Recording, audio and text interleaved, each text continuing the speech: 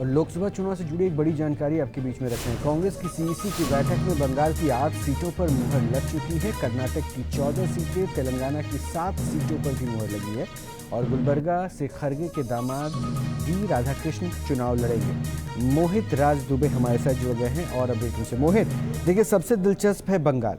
क्या ये अब कांग्रेस मान के चल चुकी है कि इंडी गठबंधन के उस पूरे लॉबी से ममता बनर्जी बाहर है, इसलिए जो 8 सीटों के बारे में चर्चा हो रही है, यानी शायद उसी की ओर इशारा है?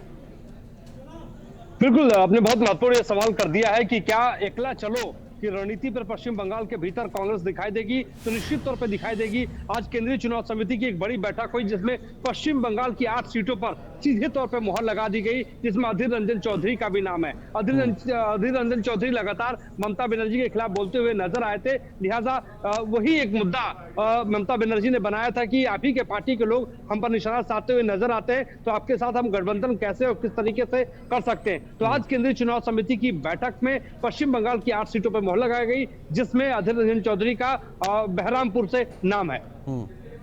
यानी एक बात तो तय हो गया ना कि भाई बंगाल को लेकर जो इंतजार था वो इंतजार की घड़ियां खत्म हो गई। अलावा इसके अब ये संभावना कम ही व्यक्त की जा सकती है कि ममता बनर्जी का अलायंस अब इनके साथ हो सकता है।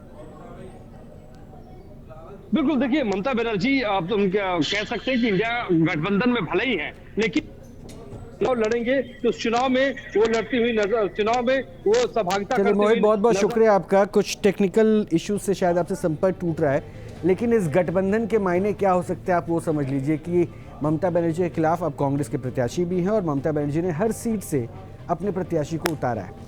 और लोकसभा चुनाव से जुड़ी एक बड़ी जानकारी आपके बीच में रख रहे हैं। कांग्रेस की सीईसी की बैठक में बंगाल की 8 सीटों पर मुहर लग चुकी है। कर्नाटक की 14 सीटें, तेलंगाना की 7 सीटों पर भी मुहर लगी है और गुलबर्गा से खरगे के दामाद डी राधाकृष्ण चुनाव लड़ेंगे। मोहित राज दुबे हमारे साथ जुड़ गए हैं और अपडेट उनसे। मोहित, देखिए, सबसे दिलचस्प है बंगाल।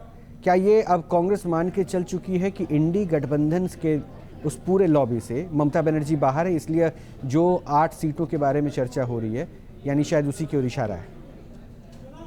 बिल्कुल, आपने बहुत महत्वपूर्ण सवाल कर दिया है कि क्या एकला चलो की रणनीति पर पश्चिम बंगाल के भीतर कांग्रेस दिखाई देगी। तो निश्चित तौर पर दिखाई देगी। आज केंद्रीय चुनाव समिति की एक बड़ी बैठक हुई जिसमें पश्चिम बंगाल की 8 सीटों पर सीधे तौर पर मुहर लगा दी गई, जिसमें अधीर रंजन चौधरी का भी नाम है। अधीर रंजन चौधरी लगातार ममता बनर्जी के खिलाफ बोलते हुए नजर आए थे, लिहाजा वही एक मुद्दा ममता बनर्जी ने बनाया था कि आप ही के पार्टी के लोग हम पर निशाना साधते हुए नजर आते हैं, तो आपके साथ हम गठबंधन कैसे और किस तरीके से कर सकते हैं। तो आज केंद्रीय चुनाव समिति की बैठक में पश्चिम बंगाल की 8 सीटों पर लगाई गई, जिसमें अधीर रंजन चौधरी का बहरामपुर से नाम है। यानी एक बात तो तय हो गया ना कि भाई बंगाल को लेकर जो इंतजार था वो इंतजार की घड़ियां खत्म हो गई। अलावा इसके अब ये संभावना कम ही व्यक्त की जा सकती है कि ममता बनर्जी का अलायंस अब इनके साथ हो सकता है।